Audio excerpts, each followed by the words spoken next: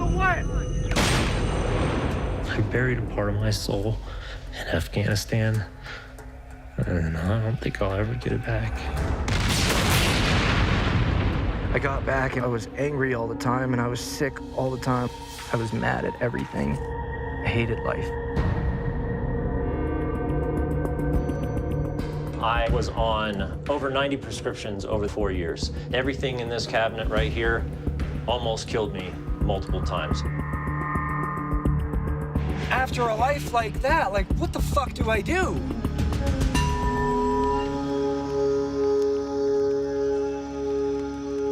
I'm gonna have each person come up, consume the medicine, and then sit back down, okay?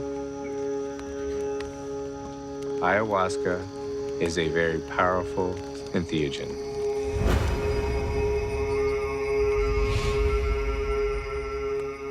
Everything that I was seeking came to me last night. This puts you right back in touch with who you are as a human being. Going into the night, I had the vibrations coming through my arms and my hands, and I would raise my hand to the sky, and my hand would twist and contort to the sky. Why that energy? Why in this hand? That's my firing hand. What I took from that was, I can't kill with my hands anymore. I felt this profound sense of love for everything. If you were to tell me 2 years ago, before I took ayahuasca, that I would be standing here thinking about how to heal people and help people and how to continue to heal and help myself and my family with them, so I probably would have laughed. I think that more combat vets need to be elected officials in our country.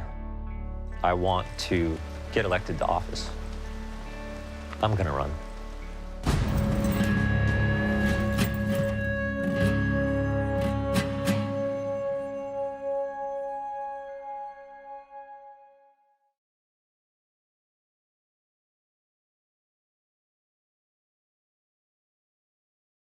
Everybody, welcome back. I hope that you were able to stay with us with this very intense and moving movie.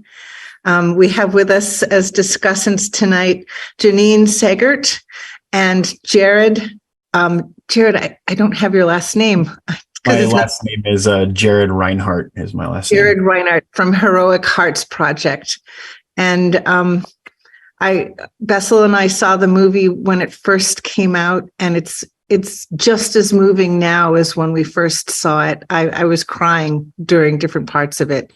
It was so intense, especially the beginning.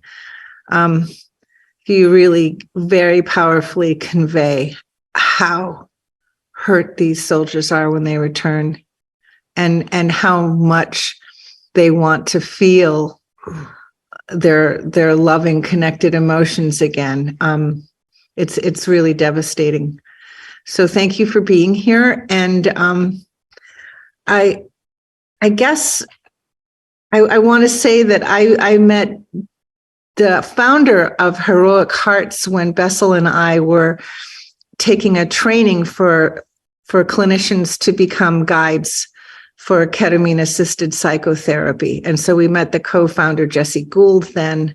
And when it came time for us to show this film finally, he was the first person that I thought of, and Heroic Hearts was the first group that I thought of to come and just share what you guys are doing. Before we do that, though, Janine, would you mind telling us what got you into this project? Because it's a huge undertaking. It is. It's the hardest thing I've ever done. I will say that point blank, more than my PhD, more than anything else. It really came from my respect. Luke and I both, we met in an ashram, so we have deep spiritual roots, and always stayed friends. He's a full-time filmmaker. I'm not. We both have deep respect for psychedelics and what they can do, have done for us personally and have done for others. And we wanted to pay tribute to that. Why we focused on vets is two reasons, one of which is Luke had already made a film called Crash Landing that left everybody devastated. It was like there was no hope. It was, who wants to leave people in that condition? So when the research from MAPS started coming out on PTSD, I said, this is it. We want to do this movie. The other thing that factors in there is I was raised in a military family. So I have feelings about that. Yeah. My dad was a Tuskegee Airman, so I know that life pretty well. He had PTSD too. Yeah. My father didn't show overt signs of PTSD, but that military culture was something I felt mostly comfortable with. As you know, Jared, you don't just get accepted into military circles, vet circles. No, it took us time. Took us a year, more than a year of showing our stripes, showing our intention. Yeah. So how did you find the soldiers who were willing to share their lives in that way? I mean, it's so profoundly intimate. And you found it before they went through ayahuasca. That's an astonishing thing, because they look so broken at the beginning. And it is just miraculous how you found them. And, I've treated a lot of traumatized people in my life, and I saw the opening. I was like, these guys will never get better. And it is like astonishing what happens here. So it's astonishing you found these very broken guys and were able to document how they move out of it. It's really amazing, actually. It is, and there's a lot of grace. That they would. Not everybody responds that well, or you never know. Huh? Exactly. And we put all our chips. We didn't have a budget at all. I mean, minor. So we couldn't go all over and cherry pick the best stories. To answer your question, we started doing circles. We went around and talked about cannabis use with veterans, because at that point that was less known. Originally, we were going to include that, but we would do these circles and say who's interested and start to get to know the communities. And finally, there was a man named Ryan LeCompte who had gone with Lisa Ling to do ayahuasca in the jungle. So he had a list of veterans who were interested, and we started interviewing those. And of course, looking for somebody who can articulate their thoughts, who is okay on camera. And then we chose these two couples, and we were all in. So when we went to that ceremony, we didn't know, it could have gone the other way in our movie. Yeah. I mean, I was so nervous. Luke is much more chill because he's done so many documentaries, but I was, oh my God. It happened to me my birthday weekend, and I was just going, oh, please God. So that's how it happened. And then, of course, the follow-up. And we were intent on doing a longitudinal, so people could see and feel with their own eyes that transformation. As I've said before, we interviewed a lot of researchers, all of whom are important and are on our website. Many researchers talking about what's going on in the brain, but we made a decision early on to just focus on the human story. And you made a good choice. A risky choice. Yeah. I'm amazed that you really plunged in. Wow. Thank you for that. I'm curious what Jared thinks about this. I see the smile on your face. Yeah. I thought the film was fantastic, and it definitely hit on a lot of the aspects that I see as an integration coach, and also stuff that I went through my own transformation process after drinking ayahuasca. The effect on the family is not only immense, because it's so hard sometimes they can come back so different, but it also shows us as the practitioner on the outside seeing this, the effect that the PTSD or the trauma had on the family in the first place, once it's removed, and seeing how the family responds is just it's fascinating at one level, and another level it's very heartbreaking, because sometimes these relationships are only held together by their trauma. So they might not make it through the transformation because their trauma is the only thing they've had for years. So that is the double-edged sword of the freedom of these traumas from people, is that, we make sometimes these hard choices. But I think that the film was really well done. It really brought the story home for everyone and kind of helped with the stigma that we're all dealing with when it comes to psychedelics after 100-year plus drug war that we've been in. So I really, really enjoyed it. Thank you so much for everything that you did. And it really spoke volumes for the power of this medicine, and especially with my community. Jared, could you tell us a little bit more about Heroic Hearts? I know that they've raised funds for soldiers to go to Peru and have these journeys and be part of ceremony, but how do you find them, and how do you screen them and find the funds to bring them down? So we are a 501c3. We are a nonprofit. So we solely basically work on the giveness of others, and people helping us out. So what we primarily do is we arrange veterans that meet the criteria to go work with ayahuasca for safety reasons or mental health reasons. We screen them through a process of like a vetting process where they get a medical screening, and they also basically get a feel through one of the coaches. And then after that, they will be assigned to coaches, and they will have 3 weeks before they go. They will have a session every week to prepare themselves for this. Now, if you've worked with plant medicine or worked with ayahuasca, preparing someone for it can be a kind of a tricky thing, but veterans itself are really well at holding to the diet and doing the preparation that they need to do, especially when told the direction they have. So they really respond well to coaching. So, and the coaching is done by someone like me, who's a peer as well, a veteran who's been through the process. So after that, we send them down to Peru or Mexico, is where we've been primarily working. Where do you find, how do you find your vets? This is all we have an application process online. So vets hear about us from word of mouth or an advertisement or something they may see online or something like this. And they'll go online and they'll apply, and they'll be put onto right now our waiting list, which we're going to revamp that process for next year. And it's going to be less of a waiting list and more of a first come, first serve to retreat centers. So one of the things that to build that, because with the waiting list alone, we have over 1,000 veterans right now who are waiting for this life-saving medicine and this experience. And we have to screen them all and move all that stuff. So as a small upcoming nonprofit, it's a lot. It's a lot to take on, but we are excited to do it. So after they get assigned to their coaches, we send them down to Peru or Mexico to work with a traditional ayahuasquero from that region. And then they are there for about a week. They normally do about 3 to 4 ceremonies.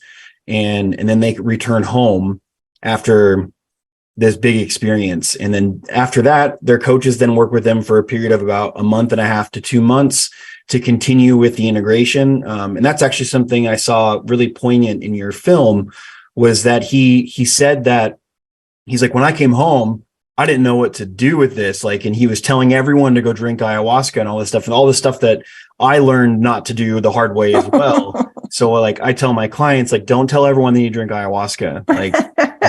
It'll turn people off. Hold your enthusiasm. Yeah. And so but a lot of times coming back from these experiences, we don't have the language to really bridge what we just went through, and we're in a very vulnerable place, and we want to share that with everybody. So as a coach, I help to understand not to guard that, but to nurture that and to keep that to themselves and to be the change, be the experience that they had, not really talk about it as much unless it's directly asked by somebody, like someone asked, how was your experience in Peru or whatever, then you can open up if you feel comfortable. Yeah. So little things like that are huge. Don't you also, and this is so important, provide community, what you call an ecosystem afterwards? To me, this is maybe one of the most important ingredients for everybody, but vets in particular. And thank you for bringing that up, because outside of the individual process that they have with their own individual coaches, we start doing group calls with the group about a month before they even go out there. So that way they are already getting cohesive, learning about each other. And then when they go down as a group, and then they come back as a group, and we give them a text message service where they can, text each other, and they have group calls. And we also do monthly group integration calls for everybody in Heroic Hearts or someone affiliated with us as a veteran looking for integration group calls. So we do this, and these text message group chats that we set up, we have some that are still communicating with each other. And it's been a couple of years, and sometimes it's a slow check-in, but it always kind of speeds back up and slows down. And they've equated going to these retreats a lot like sharing a bond, like going to combat, because it's ineffable. It's hard to explain to people who've never been through it. So they already have their cohort of veterans that they've already gone through it with, that they can express it, and they're trying to heal together through, group communication and community. And in the future, we want to start adding more into that aspect with community. It's just a work in progress. Wow. How long has Heroic Hearts been around? We have been around since 2018, so about 5 years. About the length that the movie's been around. Can you say something about your own journey here? Yeah. I was in the Marine Corps for 5 years and a private military contractor. And during that time when I was a private military contractor after the Marine Corps, I had went to that job because I didn't really feel normal back in the United States. The only place I felt accepted and like I knew what I was doing and how to like basically where my paranoia felt normal was being overseas in a sense. So I went to ayahuasca more out of curiosity and kind of like a thrill seeking idea. But that was why I originally went searching for it. I had other psychedelic experiences that kind of led me in that direction, but I went into it with that. And then the research I did on it, everyone was saying that they had in essence, people said they met God and, came back to themselves for these really huge experiences. So I started taking it very seriously at that point when I started reading about it. So I dieted, I exercised, I was meditating, I was doing all these things to help me get prepared. And I had no help. So I was in Iraq doing this on my contract, getting ready. Wow. Oh my God. Wow. And then so I left Iraq, went to Peru, and had ayahuasca for the first time. And my experiences are very personal and very nuanced. So, and I think that the point is that after these experiences, I felt like I was a completely new and reborn person. Or maybe a better way of putting it was I was more of myself than I ever was before, without all the stuff to block me from being who I truly was.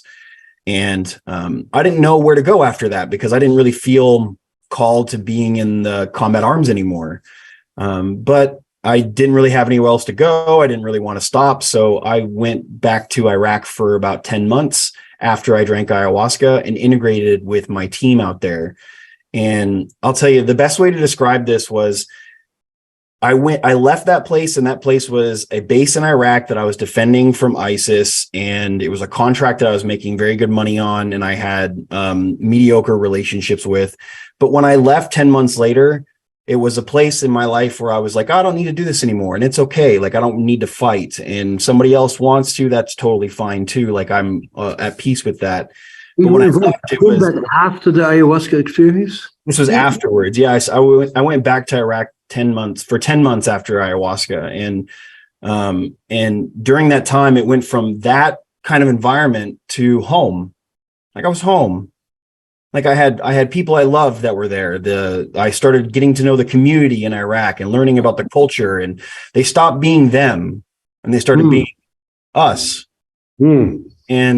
And that included my teammates and my company and the community in Iraq and all that stuff. And that's why I just felt like I just didn't want to fight anymore or be in a position to fight, because I just didn't see the point.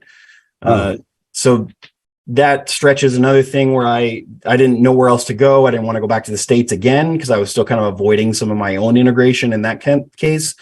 So I went to Peru and went back to the center that I first drank ayahuasca at, and I asked if I could stay, and I stayed on with them for a year and studied under the healers in Pucallpa and lived with the Shipibo for that time and learned a lot about ayahuasca and how to facilitate. And during that period of time, I drank a lot of ayahuasca. And that's just kind of how they teach you down there. It's not a lot of left seat, right seat book learning. It's this way. I met Jesse, who's the founder of Heroic Hearts Project, on my last retreat in Peru that year in 2017. And he said he was starting this organization called Heroic Hearts Project. And I told him, hey, if you ever need any help, you let me know. And so about a year after that, he calls me up and says, hey, I'd really like to have a coach on the team, and I think you'd do a great job. He sent me to a coaching course to get certified, and I've been doing it as the lead integration coach ever since. Wow. Wonderful. That's a nice story.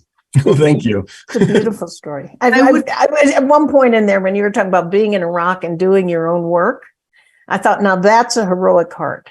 That's what it does.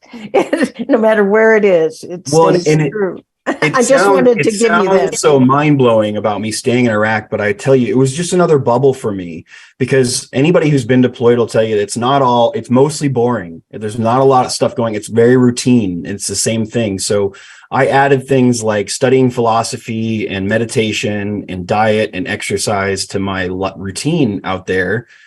And that's, I think, really what solidified the big change for me, was keeping up with these mindfulness techniques and really learning about philosophy and learning about looking inward on myself and who I really was and those things. So this is stuff that I try to help the other vets with. This is stuff that helped me. And that's really what it comes down to, is after I drank ayahuasca, I wanted my community to have this, because I had, at that point on Facebook, for me, we were losing friends left and right to suicide.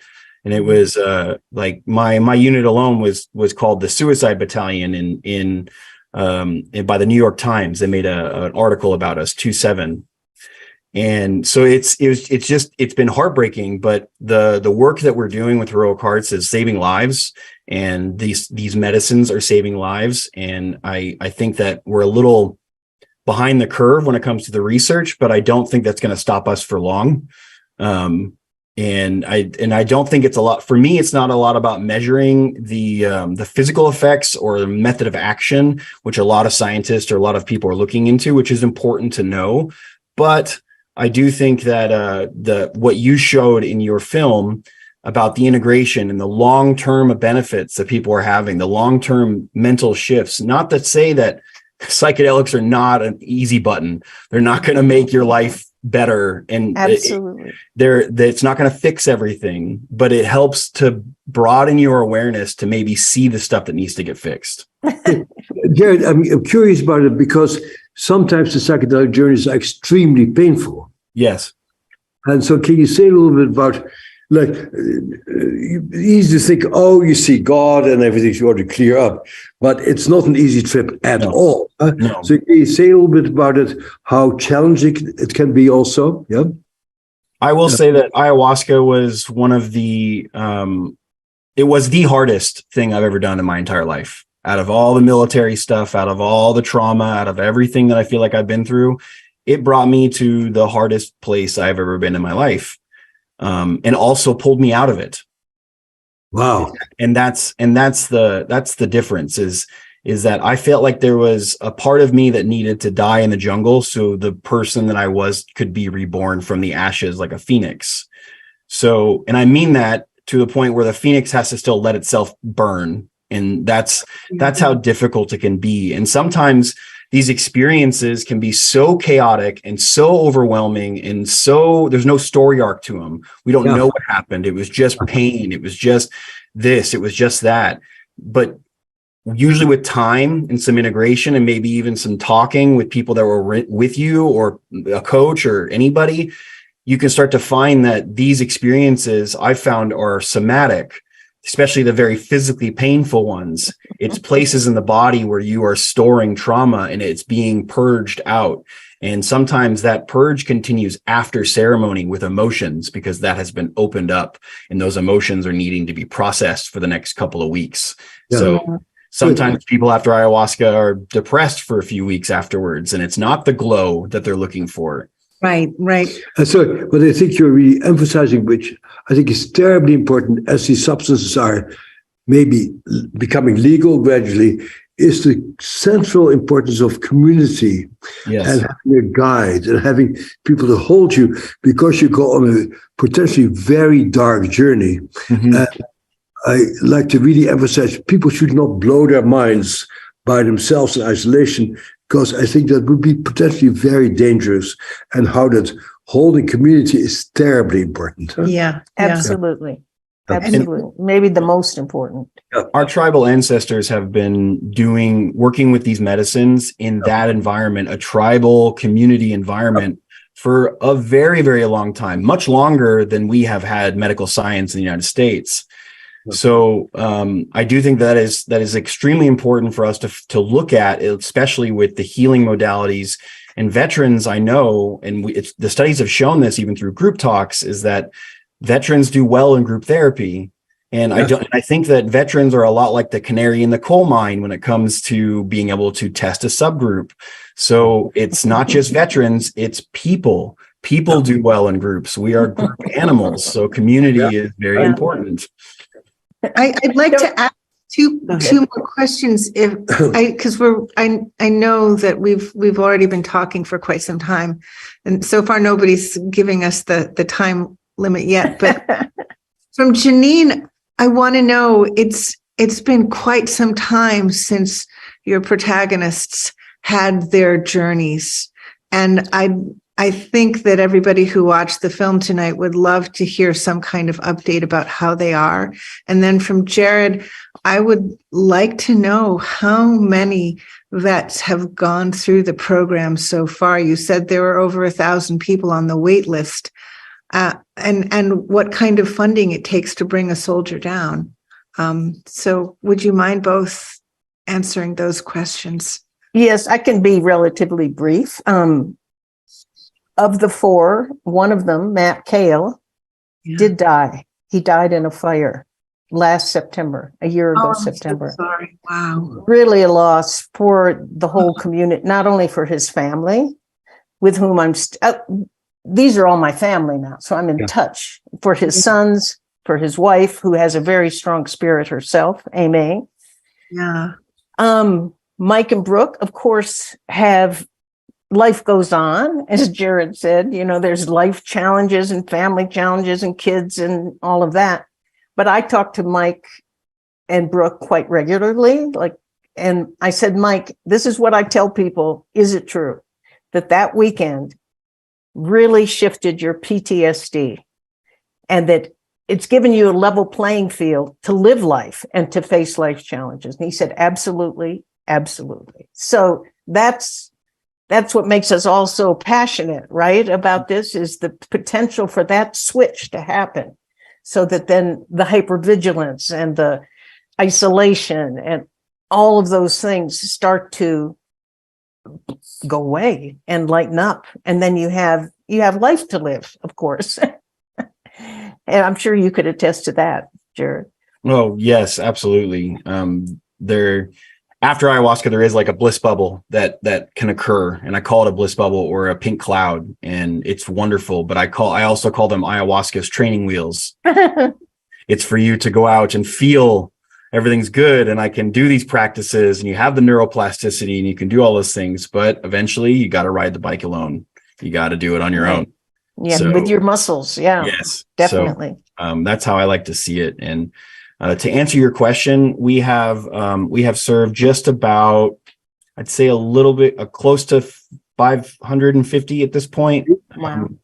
And maybe less but we, our goal is eventually to be serving at least 365 veterans a year to really get through that. And we're not there yet as far as being able to run those many retreats or to do the logistics, because we don't only just set up the retreat for them. We give them facilitators, and we give them coaching, and we pay for the to go down there. And on top of these retreats, we're also hosting other vets that want to work with psychedelics in other settings, such as ketamine trials or psilocybin or other things. And we'll give grants to them to work with other organizations. And are you doing research too? Yes, we are. We are actively doing research right now. We have a few research studies that are in the works. One of them, I think, is I wish I could come up with off the top of my head the college, but we're working with a college in Texas, and they're going to be working with head trauma, TBI, and doing an observational study with one of our retreats in Jamaica that does psilocybin retreats. So we're looking at the brain scans and an observational study with TBI symptoms after psilocybin. Wow. Also, on top of that, I want to just make sure I reiterate this, is that we work with a sister organization called the Hope Project. And because the dynamic in the family can be so skewed, which we saw in the film, we have a coach that works directly with the spouse to help them prepare and also help them, get ready for the transition that'll come back home. And a lot of times also give the spouse an opportunity to go work with the medicine themselves, because that way they don't feel so disconnected and can get some of the healing themselves. Wow. Absolutely. Thank you both so much. One thing I want to interject, if you don't know, yesterday, Thursday, there was our friend Amy Rising, who works on the Hill, let us know, and you might have read this in the news, that a PAC was formed, a caucus in Congress called Psychedelics Advancing Clinical Treatments. Wow. She focuses on veterans. It's very big news. It's sponsored by a Democrat and a Republican. So this is big news, and it is starting to make legislative. Texas has a bill 1082 now saying that every veteran has the right to do psychedelic treatment. So things are moving at that level. Really astonishing. Wow. Another little ray of hope. Ray of hope that this may actually help heal our country, because we're such a dysfunctional country right now, isn't it? Like, yes. And honestly, that was one of the things of our film. We wanted to not have it be about politics, but be about the human heart. Yeah. And it has moved hearts. We have many people from very broad walks of life saying, okay, if this can help them, they should be able to do it. That is profound. Yeah. Do we have any questions from I think that's about all we have time for. Because I'd like to hear, we'd like to make sure that our audience gets to have a voice. Okay, let me see if I can find it. I'm so sorry to be scrolling as we talk. I only have a few. Let's see. Oh, I have more than a few. Oh, yeah. I'm wrestling with what it means to learn and utilize indigenous medicines in such healing ways. What did the native communities who grow this plant medicine say about these uses? I think that's a good question. Mm-hmm. Big question. Big question. Mm-hmm. Jared? So one of the things that fascinated me about the Shipibo culture when it comes to ayahuasca is when I asked them about, like, how do you feel about Westerners coming down and working with the medicine or doing this? And they said, well, it wasn't our medicine in the first place. They were taught by another tribe like 1,000 years later, and that tribe was taught by somebody else. And this is what they told me. So they said, it doesn't bother us that it's being used, because they also feel that the medicine has its own agenda. So they don't really want to interfere with how that goes. They just try to go with the process. Now, I will say, as a kind of a purist myself, there is a lot of these traditions that are being used in the United States, but they don't really know what they're using them for. They're using them because it may sound good or may look good or may look the part of certain things. But one of the things that I'm concerned about is there's Americans or people who call themselves shamans or call themselves healers. When these healers that I worked with in Peru, in Pucallpa specifically, they had been doing diets and working with the medicine for over 10 years. and they hadn't even been working with people for more than about 3 or 4 out of those 10 years. So the way I look at it is we have people who've gone through a little bit of medical training, like myself. If you want to put it in Western terms, I'm more like a nursing assistant than a shaman or a doctor. And so I come back to the States and I may have some medical knowledge and may be able to help, but I'm not a doctor. Just like I would say that those people in the United States who go to Peru or they do these certain things for a few months, they are not a shaman, but they may have knowledge or be able to hold space or facilitate. But those kinds of things, it's a bit weird because the United States, we don't really have an old culture. So we like to cling to other old cultures. So it's something to be mindful of. But as far as the use of their medicine, they don't see ownership for the medicine themselves. Right. It is very controversial, though. Let's say that. I mean, yes. The Native American Church is very protective of peyote. Yes. And wanting it not to be included in some of the decriminalization and the legalization efforts because they say this is. So that was highlighted in Michael Pollan's 4th episode on the Netflix series.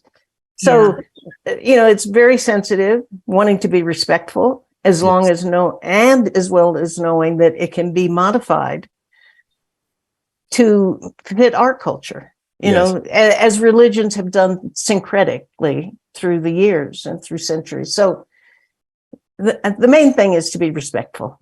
Absolutely. There's another question. The war on drugs has predominantly affected people of color. So how many vets of color have gone through your program? I do not have a number offhand, but I will say that I know it's probably about 100, and we don't discriminate at all. Obviously, we have it open to anybody who comes, and who's available will go. But we primarily we want to make sure it's open because there are certain other organizations out there that are exclusive due to job in the military, and so like. Maybe only special operations are served with a certain other organizations that work with psychedelics in the veteran community. But us as Heroic Hearts, we make sure that it's open for all veterans in the veteran community. So that includes females, all different types of jobs, non-combat related or combat related. And that opens the spectrum for a lot of diversity to come in through our doors. Thank you. I want to add one thing. I'm consulting on a film called Transcendence, which is focusing on psychedelics for people of color. Wow. Thank you. It's a beautiful group of people, heartfelt. Yeah. Very interesting. Keep us in touch because I love to just beginning, but they'll be doing some events, obviously, to raise money and to raise awareness. And they're doing it, they're so clear to do it in a way that appeals to people of color. I'm so naive, in terms of the music and the dress and the bodies so I have tremendous respect for these filmmakers and will certainly keep you in the loop. Thank you. I'd love to hear the progress. Pat, I don't know if we've gone over so much. A while ago you said we had 2 minutes remaining. But we're about 10 minutes over, but you're still going. That's fine with me. Okay, well, I just want to read a couple more questions. What, in your experiences, are the biggest challenges besides legality and awareness and accessibility at present? Darina. I'm sure we all have opinions on that, but one of the big ones we've already talked about is the community afterwards, the support afterwards, the languaging, the integration of everything, not just for a week after, but onward, in creating people of similar consciousness. Yeah. What would you say, Jared? I think you hit the nail on the head. The biggest struggle that we have, I talk about this all the time, is I can prepare any veteran that's wanting to go drink ayahuasca to drink ayahuasca, and they will get on diets and they will do these things because they're really ready to go. But you know what's really hard? Getting them to meditate for 5 minutes a day, every day afterwards. The discipline of it. Yeah. Just 5 minutes. Just like the rest of us. It's really hard going to the gym or going to meditate or doing those self practices. So the integration of that is very difficult. And we try to utilize that wave of ayahuasca, like that bliss bubble I talk about, or the training wheels, to help solidify these habits that they've already started. Right. But I think the issue that we come against again is stigma. I know but stigma in the community. So some people have a hard time talking with their families or their friends or other people, especially military communities. They're like, all I have language for is this hippie language, and it doesn't sit well with my community. The unicorn poop. Yes. Brooke accused her husband before she experienced it. I'm curious, Bessa, what would you say is the biggest challenge? I think having people commit themselves to the very hard work that this entails. We have a society that's looking for easy answers. It's like, just do that. And there's nothing just to that.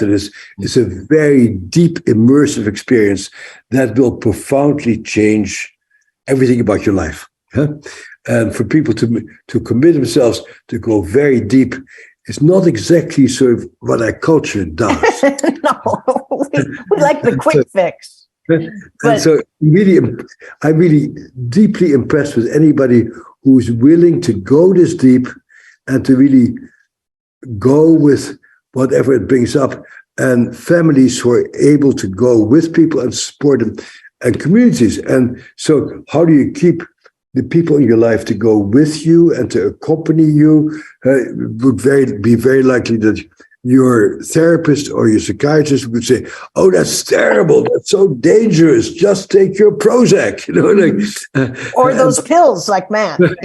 Oh man! So it takes such a very deep immersion in going there, and that is both impressive, and I'm really glad to hear you talk, because it will be inspirational for other people to really become aware. And I love the way what you said is to really go into this very deep journey, because that's what it takes. And I want to throw in one other thing that I think is a challenge is, as Rachel Yehuda said in one after a screening on this, is training therapists to be different. Right? It's not, and I think that's right in your bailiwick.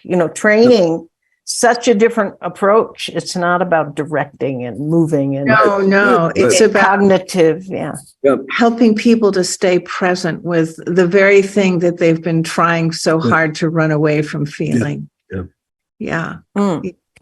But that's a VA approach, because the VA has always been very much cognitive.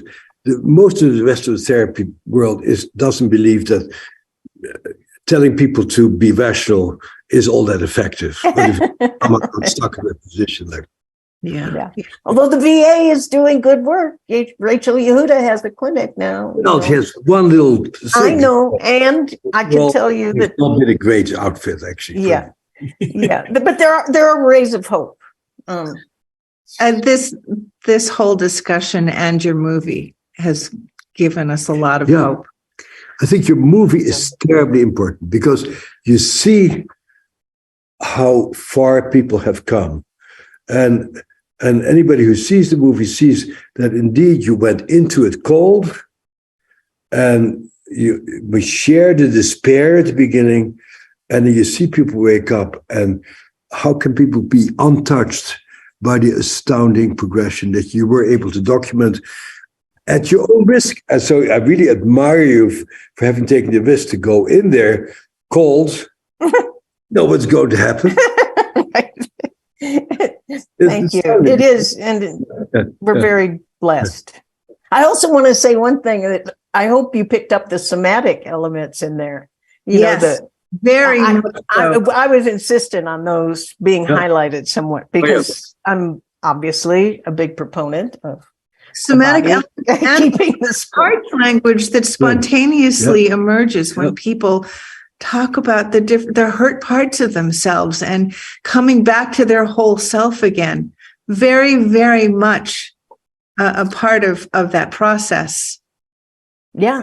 As Jared, we hear it over and over again. I'm sure you hear it with your MDMA trials. It's the language. It's only the language of love, really. Yeah, and it is very hard to have language for it, because it really is a non-verbal, sensory, mystical, churning ineffable.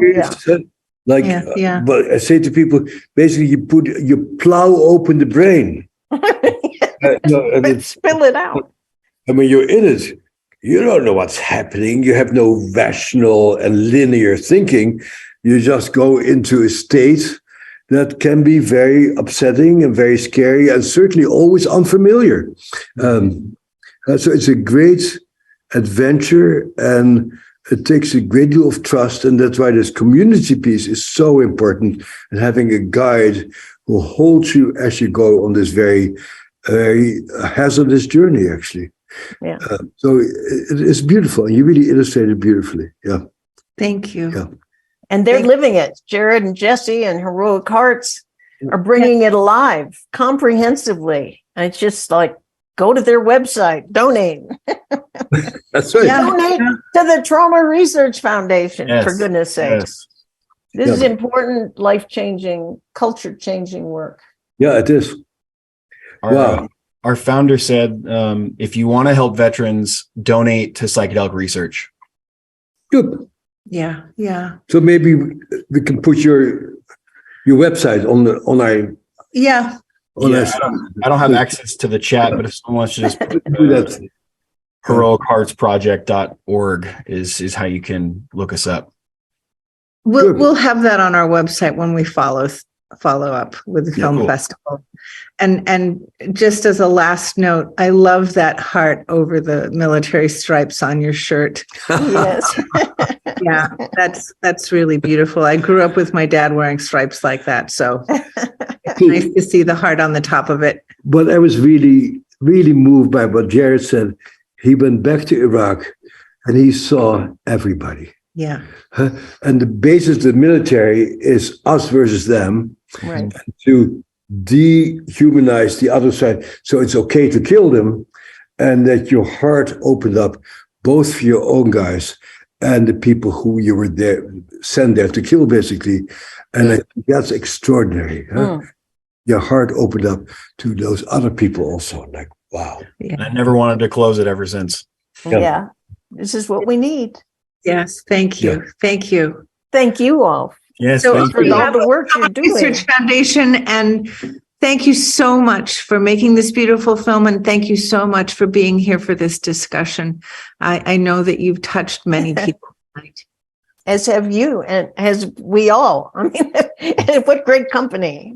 I'm crying now. I'm so moved. Thank you. Thank you so much. Hope to see you soon again, Katie. Yes. Have a great night. Anytime.